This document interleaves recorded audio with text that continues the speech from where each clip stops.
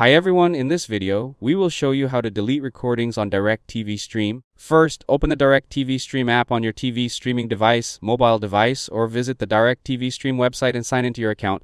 Once you're on the home screen, go to the My Library section. Here, you will find all of your saved recordings and bookmarked content.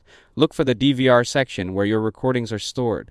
Depending on the device you're using, you may see an All Recordings button. Select it to view a complete list of your recordings. If you're using a TV or streaming device, find the recording you want to delete. Highlight the recording and move to the trash can icon next to it. Select the trash can icon to delete the recording. You can also open the recording and select Delete Recording from the available options. If you're using the DirecTV Stream website, go to My Library and open All Recordings. Hover your mouse over the recording you want to remove. A small trash can icon will appear in the top right corner of the recording thumbnail. Click the trash can icon to delete the recording. You can also open the recording and click Delete Recording. If you're using the DirecTV Stream mobile app, open My Library and select the recording you want to remove. Tap on the recording and then tap Delete Recording.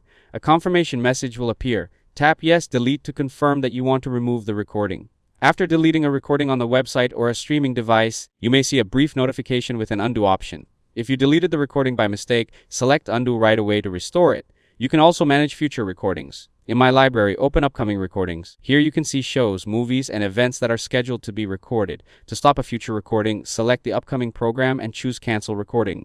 On some devices, you can simply select the trash can icon next to the scheduled recording to remove it. Keep in mind that DirecTV Stream automatically deletes recordings after 9 months, even if they haven't been watched. If this video helped you out, don't forget to leave a like and subscribe to the channel. Thanks for watching, and I'll see you in the next one.